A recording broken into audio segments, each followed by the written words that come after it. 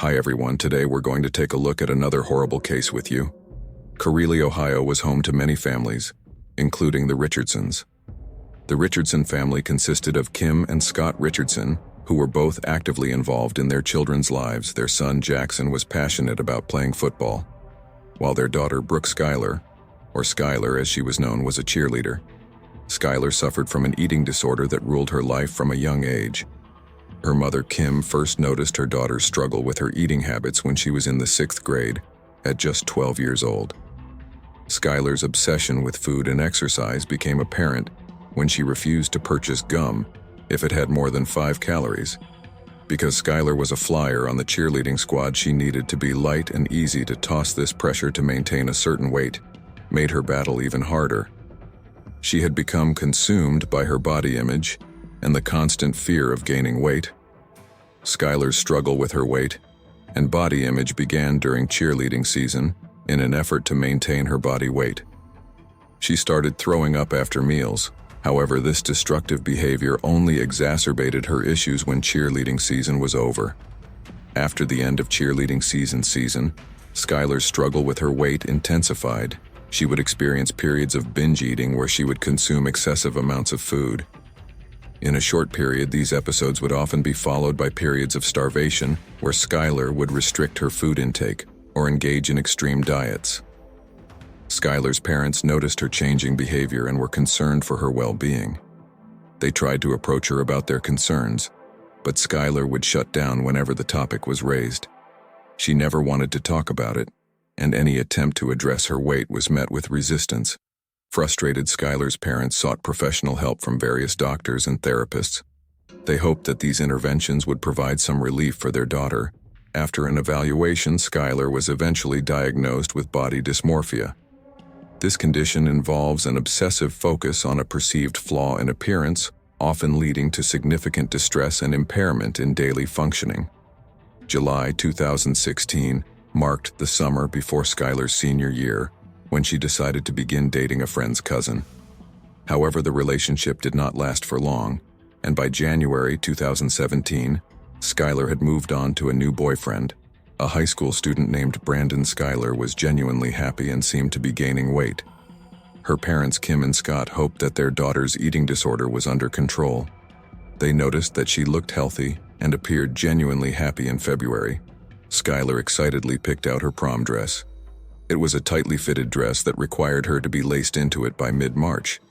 Skyler went on vacation with her family. During the trip, she wore a 2-piece bathing suit.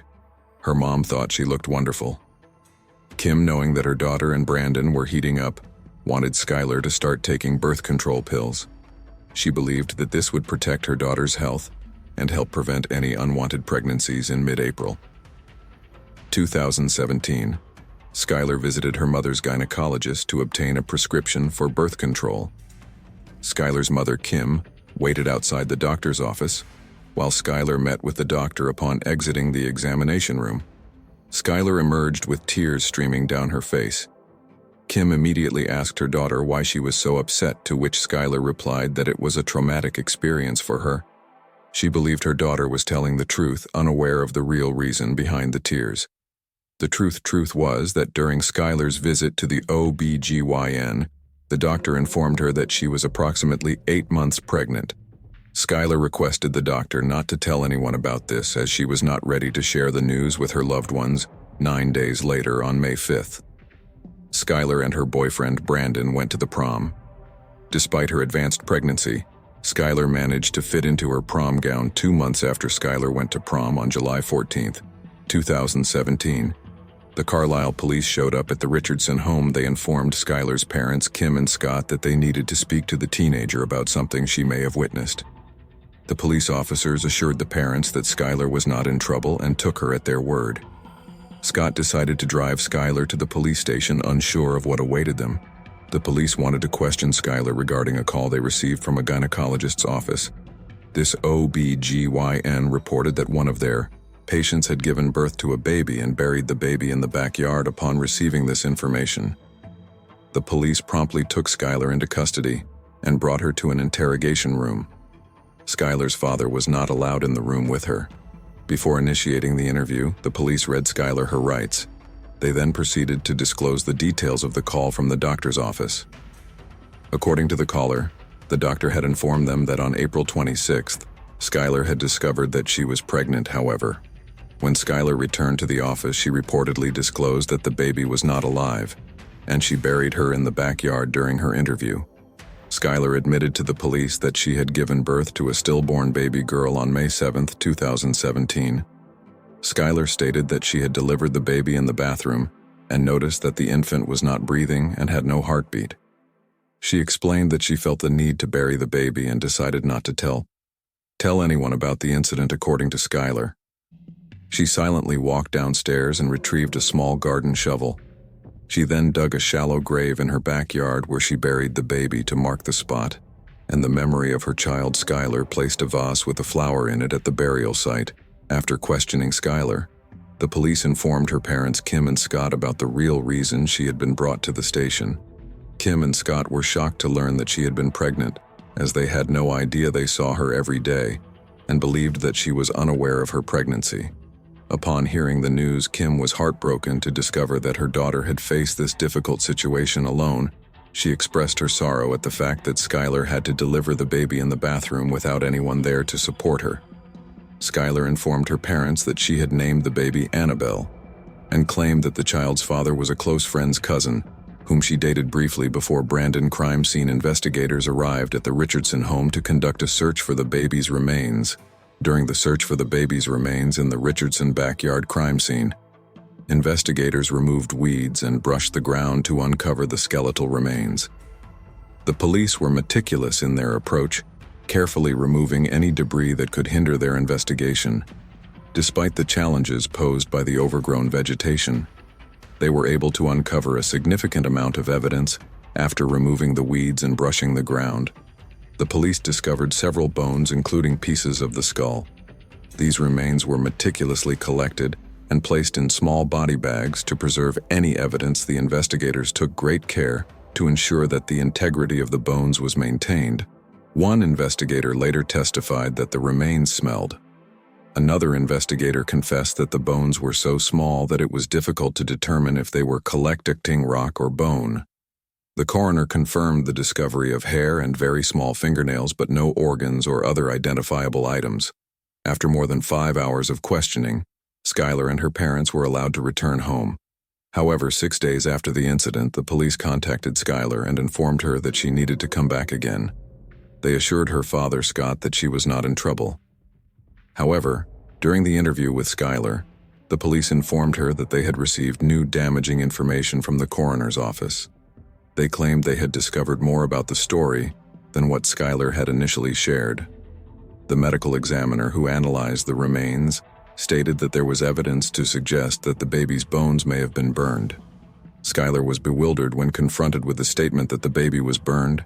She adamantly denied setting a fire, stating that she would never harm her child.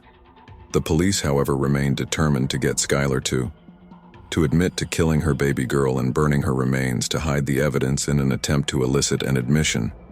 The police suggested that perhaps Skyler had tried to cremate the baby in order to keep the ashes off the premises. This suggestion only further confused Skyler, who was adamant that she did not burn the baby. However, suddenly, Skyler changed her story and told police she did have a lighter and may have used it to try and cremate her baby's remains. Additionally, Skyler stated that there is a possibility that the baby was born alive, as she made a gurgle or a noise, and possibly even heard her cry. At one point, Skyler admitted to holding the newborn too tight, which may have contributed to the baby's death. During the hour-long interrogation, the police gathered sufficient evidence to arrest Skyler on a charge of reckless homicide.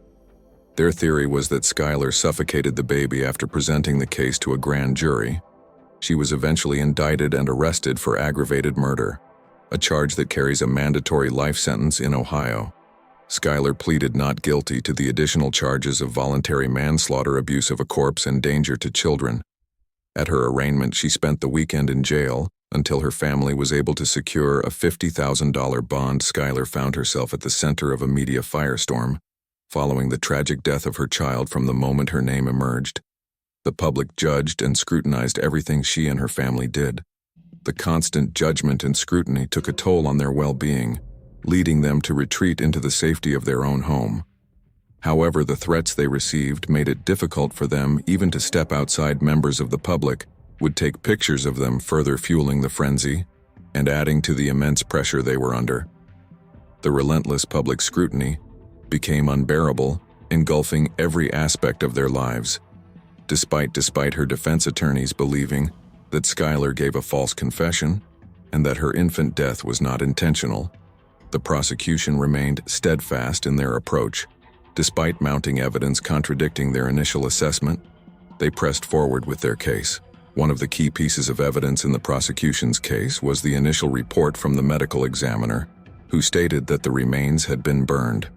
However, upon further examination, the medical examiner retracted her initial assessment after carefully reviewing the baby's body. She declared that there was no evidence whatsoever of burning. Despite this new revelation, the prosecution's approach remained unchanged. They clung to Skyler's admission that she had attempted to cremate the remains, even though the evidence contradicted their theory of a burned body. This approach highlighted the state's determination to secure a conviction, regardless of the evidence. Throughout this tumultuous period, Skyler's family endured immense stress and fear. The public scrutiny and threats made their lives unbearable, and they struggled to navigate a world where every move they made was under the microscope.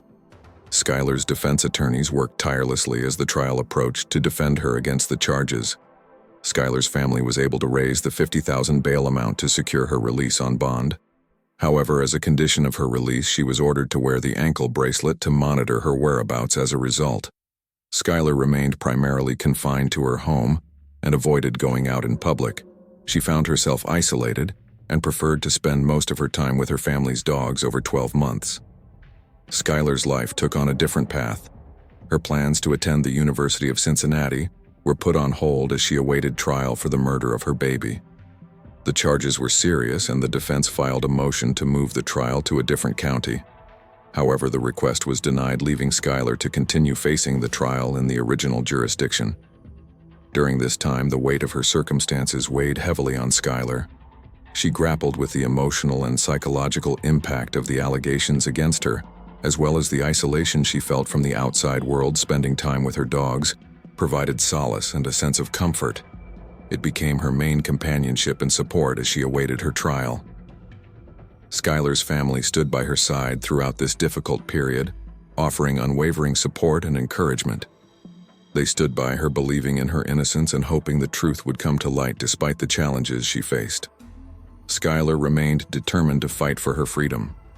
In July 2019, the state approached Skyler's defense attorney with an unexpected offer.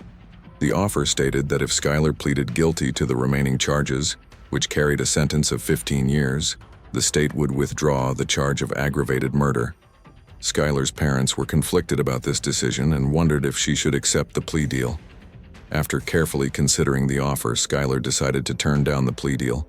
This decision terrified her parents, who questioned if she made the right choice. However, they knew it was Skyler's choice, not theirs. On September 3, 2019, Skyler went on trial for the murder of her newborn baby girl. The state began its opening statements by presenting a text message that Skyler had sent to her mother. In this message, she expressed how happy she was, stating that her belly had returned to its normal size. She added that she would never allow it to get like it was again. This message was sent just a few hours after Skyler gave birth. "I am literally speechless with how happy I am. My belly is back, OMG." She texted her mother, the prosecution told the jury during the second day of Skyler's trial. During the state's opening arguments, they alleged that Skyler had sent more text messages to her mother and boyfriend less than 24 hours after she had killed her baby. These messages, according to the state, suggested that Skyler was thrilled about her baby's death and pointed to these texts as evidence that she played a role in the baby's death. In one message, Skyler texted her mom, "I'm so excited for dinner to wear something cute. Yay, my belly is back now. I am taking this opportunity to make it amazing." This message was interpreted as an attempt to hide her guilt and excitement about not having a baby anymore. The state argued that Skyler's use of the words "excited" was indicative of her pleasure in the baby's death. Additionally, the state alleged that Skyler had sent a message to her boyfriend stating last night was like the worst ever. But I feel so much better this morning. I'm happy, according to the state. This message was proof that Skyler had felt relieved after the baby's death. The state asserted that Skyler had no intention whatsoever of ever having her baby. They admitted that they could not provide concrete proof that the baby was born alive. However, they presented evidence indicating that Skyler had confessed to it during an interview with the police. When Skyler stated that she had heard the baby gurgle and cry after discovering she was pregnant, the state alleged that Skyler conducted a search on the internet for "How do I get rid of a baby?" In addition, it was claimed that Skyler's mother, Kim, had informed Skyler that her life would come to an end if she became pregnant. This revelation reportedly instilled fear in Skyler. The prosecutor said she was determined to keep her secret when she could conceal her daughter no longer. She took her daughter's life on the third day of Skyler's trial. The doctor who performed the autopsy on her baby and ruled the cause of death as violent homicide took the stand to testify. However, the doctor stated that she was not able to determine whether the fracture she found on the skull of the baby occurred before or after the death of the baby. Instead, she made her opinion on the cause of the fractures based on statements made by Skyler during her police interrogation.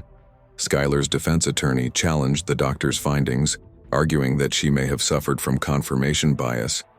The attorney argued that the doctor had already formed an opinion and was unlikely to change it during cross-examination.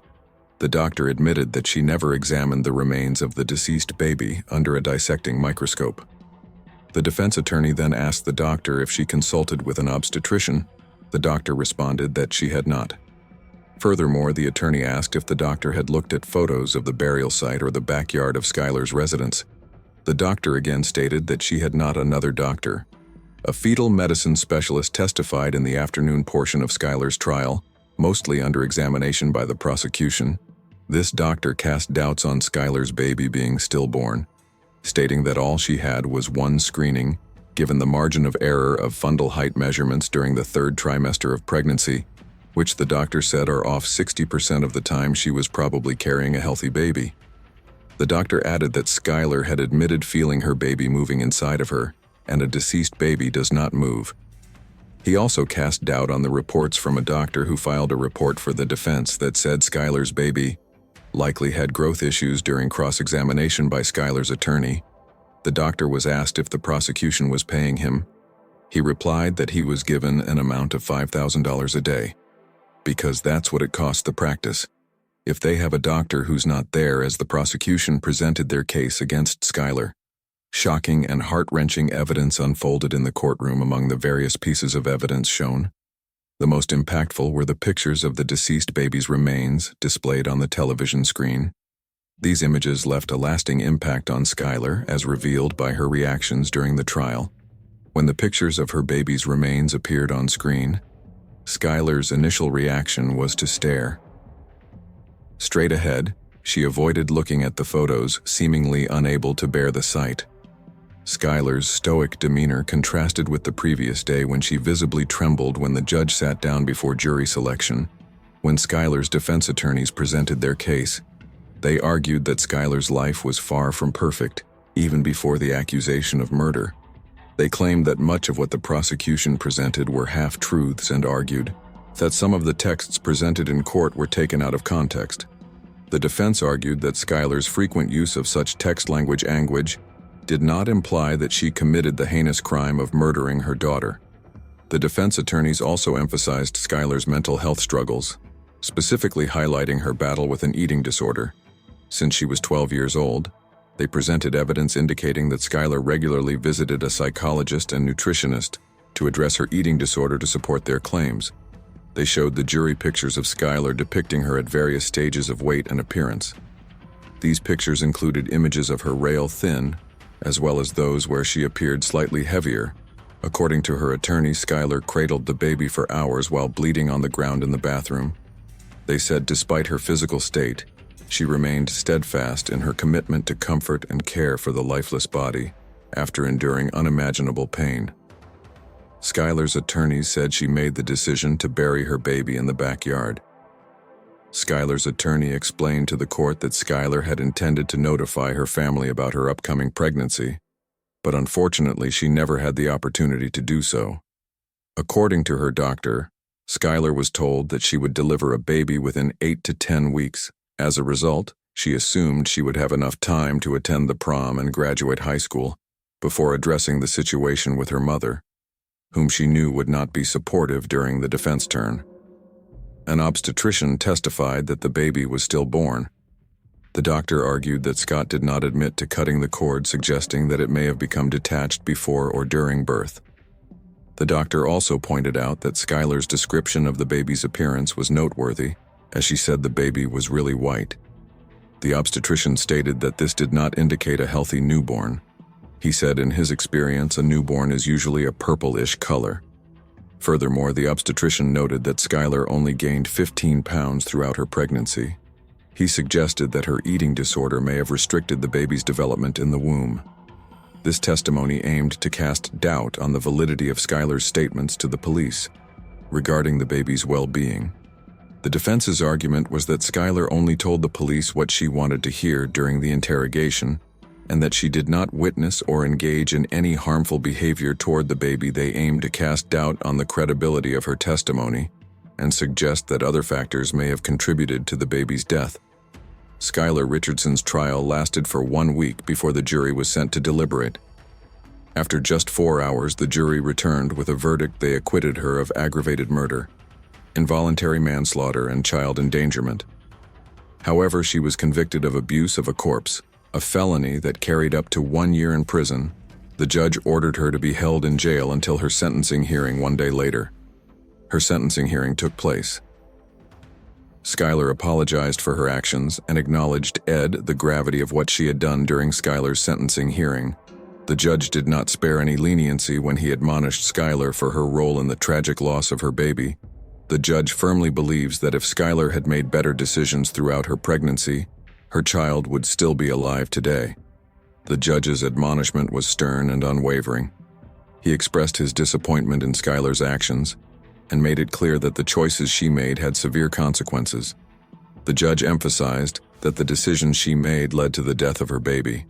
After expressing his dissatisfaction with Skylar's actions, the judge handed down a sentence of 3 years probation for abuse of a corpse. This sentence served as a reminder that Skylar's actions were morally reprehensible and against the law. In November 2020, a judge granted a request from Skylar's attorneys to terminate her probation 2 years early. During the hearing, Skylar expressed her desire to turn to a normal life and stated that she no longer required the supervision of a probation officer. The judge acknowledged her progress and agreed that there was no longer a need for the probation department's resources to be invested in her case. The judge emphasized that a sentence of probation is not designed solely as punishment or rehabilitation. Instead, it provides an opportunity for individuals to demonstrate why they should not be sentenced to prison. Since her acquittal, Skylar has taken full advantage of this opportunity. She has completed 2 semesters in college and has been working part-time at the law firm that represented her. Despite being acquitted, Skylar has faced challenges in finding additional employment. According to her attorneys, she has been rejected from various job opportunities due to her probationary status. Despite these setbacks, Skylar remains determined to pursue her career goals. She has expressed interest in attending law school and becoming a public defender.